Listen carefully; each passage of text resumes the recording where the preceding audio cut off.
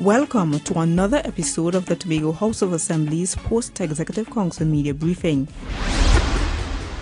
This week, the Secretary for Tourism and Transportation, Tracy Davidson Celestine, and the Secretary for Infrastructure and Public Utilities, Gary Melville, addressed the media. We would have opened the Shore Park roundabout.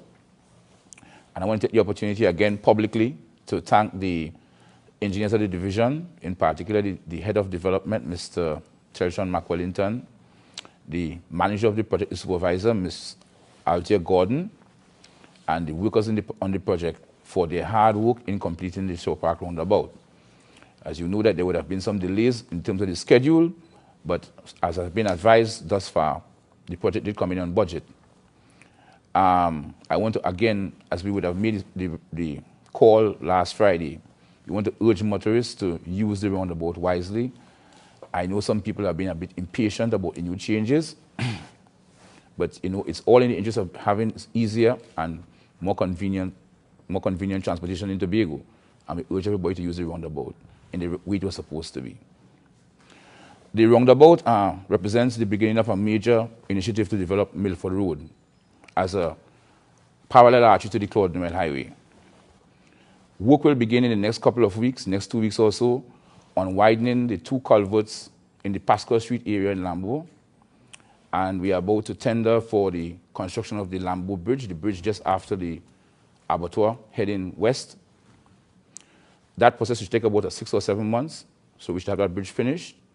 We also want to go out for designs for the second Bailey Bridge, the one just after the fisheries, so that within the next year or so, we expect to have that whole area widened and the general road widened so that it becomes a better carriageway and another option for motorists to use rather than being on the Claude Noel Highway.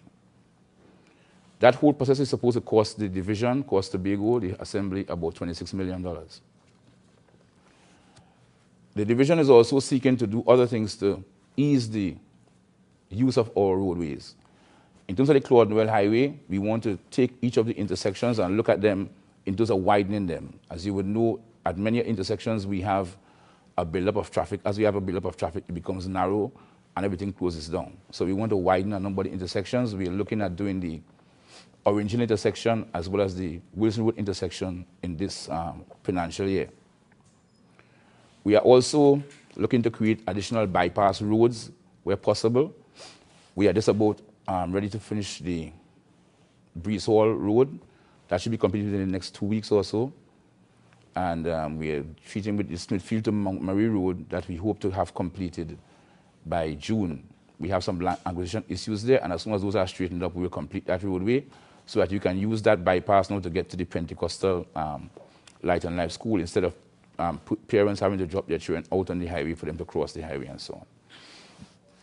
In the east, we are also working as promised to the people of Roxborough, based upon what would have happened at last Carnival in terms of the issue with utilizing the roadway for Jubilee celebrations. We would have promised the people of Roxborough that we would do a bypass road starting from Station Hill, going all the way to Lamy.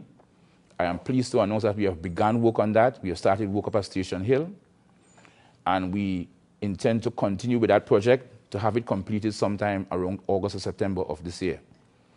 The major challenge would be to get a crossing, a bridge of some sort, to be able to finish off that road. That will take the longest period, but we are committed to delivering that project by August of this year. As of the beginning of April, within the next week or so, work will also begin in repairing the Bacalet Connector Road.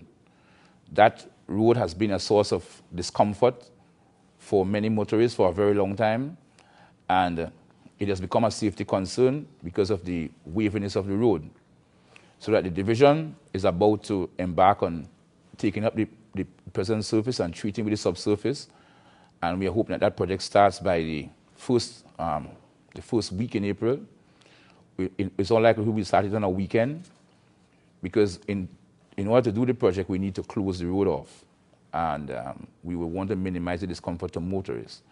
The project should not take more than a week to complete, and we are hoping to be able to shortly to be able to notify the entire traveling public as to when the process will take place, but we hope to do that quite shortly. That project is really a part of a repaving or resurfacing project that the process that the division has embarked upon at the moment. We would have engaged 3 contractors, Trinidad Contractors Limited, Seram Brothers Limited, and Warner Construction and Sanitation, along with in-house resources in the division, in-house paving, to be able to do a major resurfacing initiative over the next 3 or so months. We have targeted at least 70 roads in the first phase, which is expected to cost somewhere in the vicinity of about $54 million. As I said, dealing with about 70 roads over a distance of about 32 kilometers. 2 of the contractors have already begun work, Trinidad Contractors Limited and Seram, but both of them, in addition to Warner and the division itself, are being hampered by the availability of bitumen. The factory in Trinidad has been closed for some time, the major supplier, and therefore all entities, contractors, as well as the assembly, have been having difficulty getting access to bitumen. So that is the process, but we are hoping that things will improve significantly, because already we have had some works being done. Presently, the contractors would have been at the Blackrock Plymouth area, from Plymouth Junction back to Blackrock. That would have been undertaken by Seram Brothers Limited, but they would have had to cease work in the last couple of days because of the absence, again, as I said, of bitumen. The other contractor has been engaged so far at the Mount St. George area, Village Street number 1. But we have a long list of roads to complete, and we are hoping that the bitumen situation improves so that we can be able to deliver that to the people of Tobago. We are also hoping that if we get the projects done by May or so, that we may be able to include additional roads.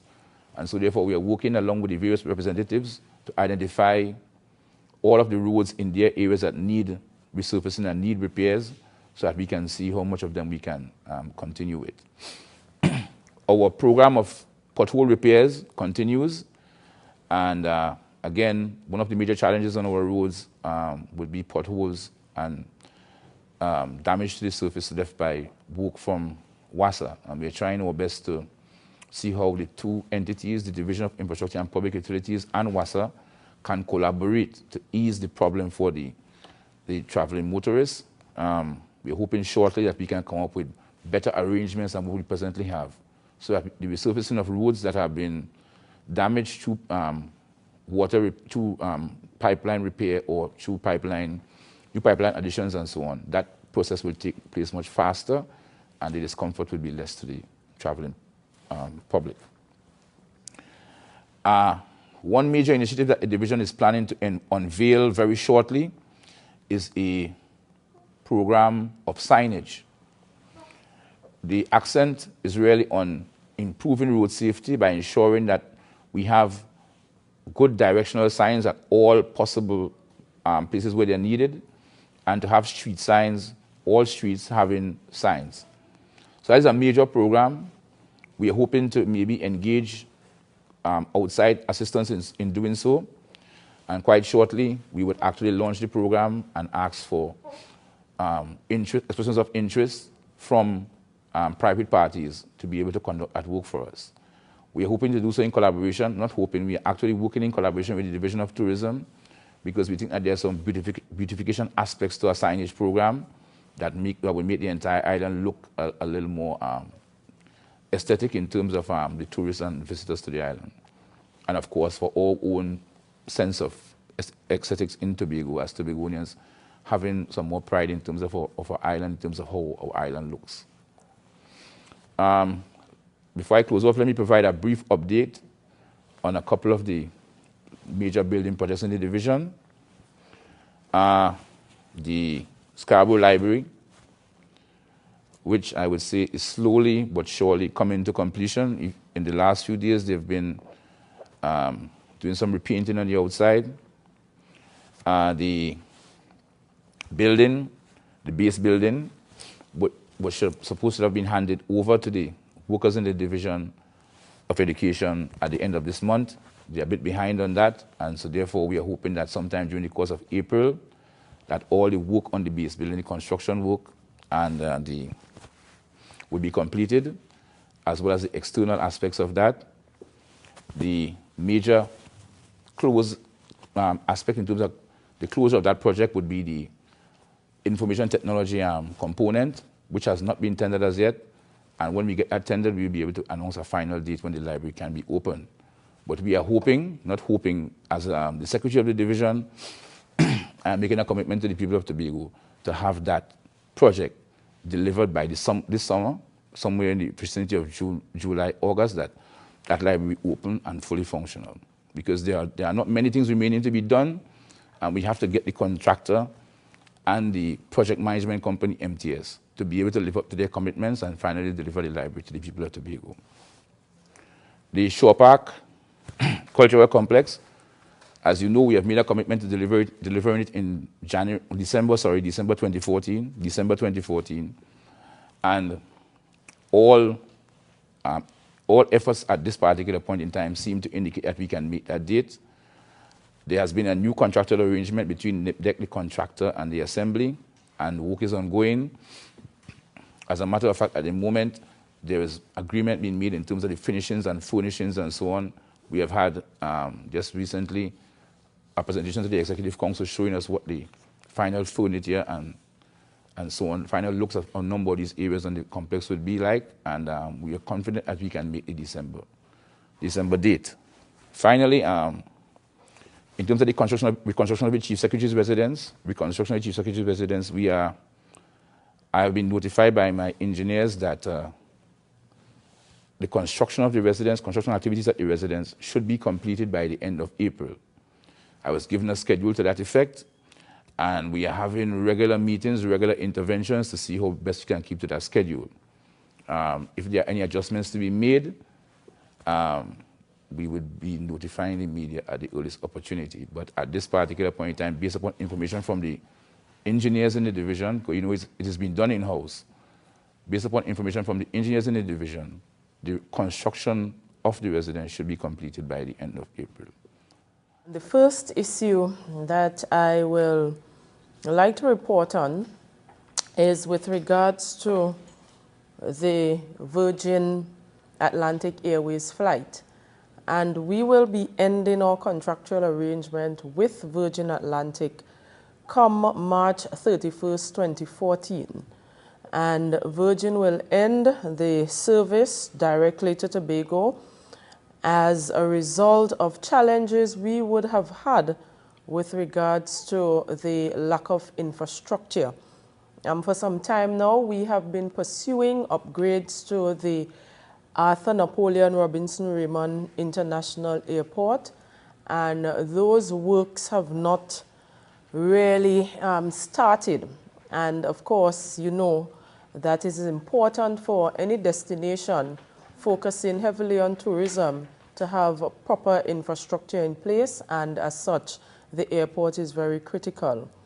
And so as a result of our ability, or inability rather, to have the first class and business class lounges and to have proper accommodation facilities at that airport, Virgin Atlantic Airways would have decided that it will no longer fly destination Tobago routes as a result of our inability to deal with the airport. And so the absence of Virgin will remove approximately 266 seats, available seats, from the destination on a weekly basis. What we have done in the Division of Tourism and Transportation to meet that shortfall is to negotiate with British Airways and, of course, Monarch Airlines with a view to adding new rotations to the destination. Of course, you know that I would have mentioned in earlier press conferences and even outside of press conferences that we are pursuing a strategy of working with airlines that has currently served the destination to add additional flights. And so these contractual arrangements were signed in the month of March. On Monday, we signed that contractual arrangement with British Airways that would see an additional rotation for the winter period, and also an agreement that will allow British Airways to fly weekly to destination Tobago from London Gatwick. And in March, I think it was around the 3rd of March, we would have signed the contractual arrangement also with Monarch to continue weekly service to Tobago from London Gatwick, as well as to have an additional rotation for the winter period. And all of this was done as a part of our strategy to encourage those airlines that continue to serve the destination to have additional rotation, and knowing that Virgin Atlantic would have discontinued their relationship and their service to destination Tobago. And as I indicated, that will remove 266 seats, but our contractual arrangement with British Airways will provide an additional 307 available seats to the destination. That, of course, compensates for the absence of Virgin Atlantic flight during the winter. And we have excess capacity on British Airways, and so we are hoping that for the summer period, that excess capacity will take care of the seats that have been removed from Virgin Atlantic. So basically for the winter period, you will have a situation where there will be 41 additional seats than what Virgin Atlantic would have made available to the destination. So within the Division of Tourism and Transportation, we have worked hand in hand with the stakeholders, and also would have had positive negotiations with British Airways and Monarch with a view to having those additional rotations to meet the demands of the clientele and to ensure that Tobago does not fall short where seats are concerned to the destination, because airlift is very, very critical in an island where tourism is one of the most important driver of the economy. I also want to mention the division's effort with regards to marketing. Our strategy is to focus on existing markets, to ensure we maximize the existing markets as much as possible, as well as to move into new markets. In terms of the existing market, the German market remains one of our second largest market out of Europe. And recently, I would have reported that there was a mission from comprising representatives from Tobago as well as Trinidad going out to be a part of the International Tourism Boss 2014. And so there was a national delegation, of course, with Tobago being well represented. And we would have attended the International Trade Boss, which was held on Wednesday, the 5th March, and ended in the vicinity of the 9th of March, 2013. At that trade fair, there were over 10,000 exhibitors and over 108 destinations representing. And out of that mission, we would have yielded many positive outcomes for the destination. We were able to launch our first ever joint marketing campaign with Lufthansa City Center in Berlin. And Lufthansa is a leading tour operator out of Berlin who has an affiliation with over 88 countries of the world. And so we felt that if we have that relationship with the Lufthansa airline, it can only serve to sell Destination Tobago more. And so we were able to negotiate successfully with our marketing team and to have that relationship for the first time with Lufthansa City Center out of Berlin. Apart from that, we have approximately 20 travel agents who participated in on-site dedicated training workshop, which equips them with the knowledge to begin to sell Destination Tobago effectively. Previously, I would have reported that out of the Germany market, it is the tour operators that sell the destination. And so it is very important that we have excellent relationships with tour operators in Germany.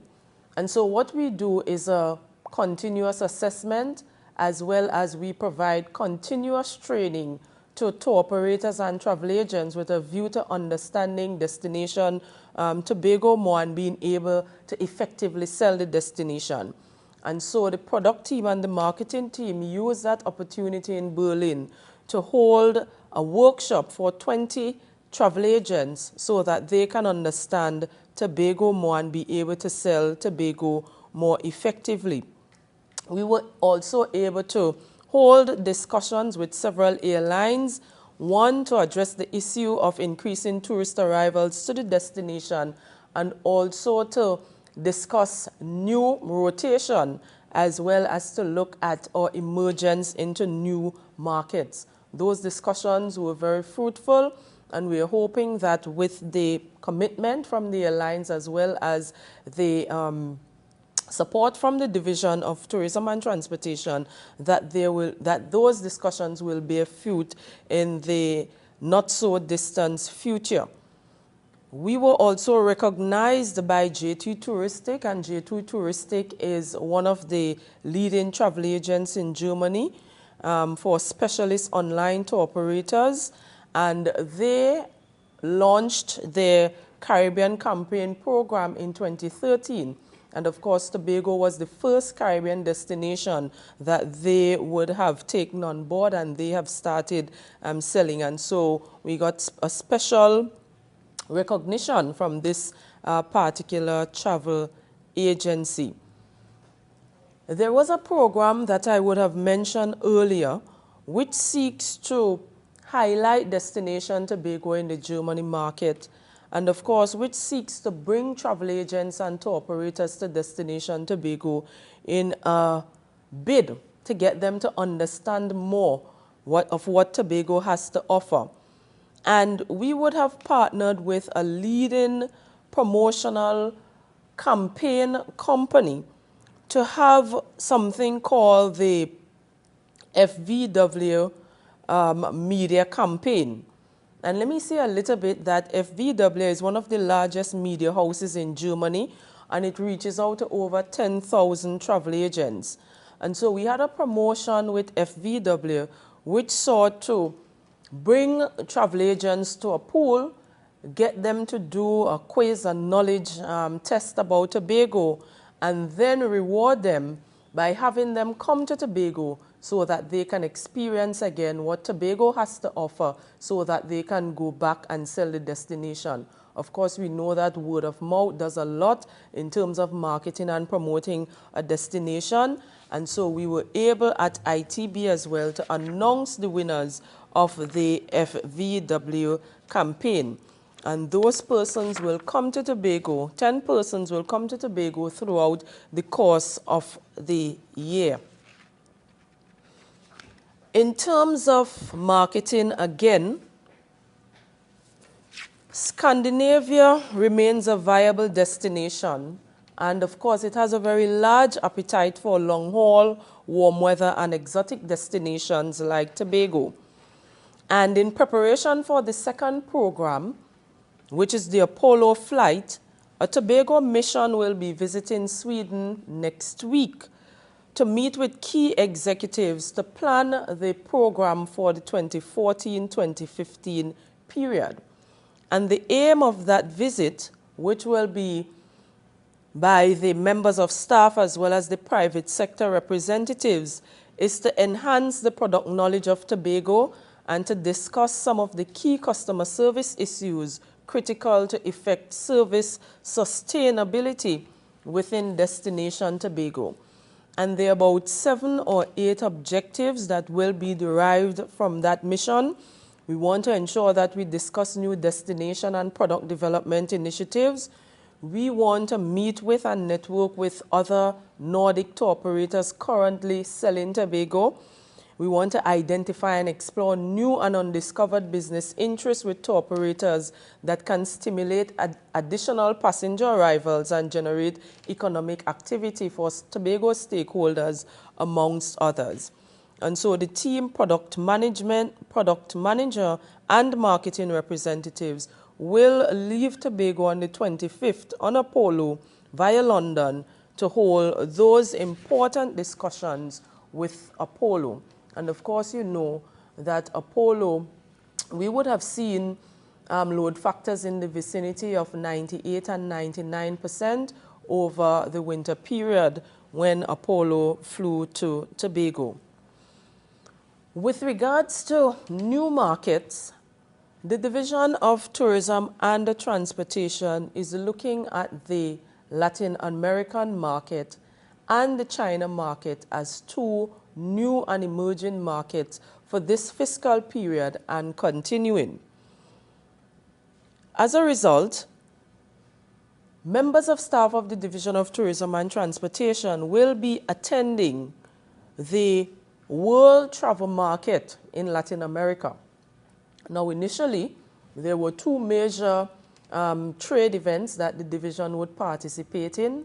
International Trade Bourse in Berlin, Germany, because Germany is our second largest market. And then the WTM in London. London is our leading travel market.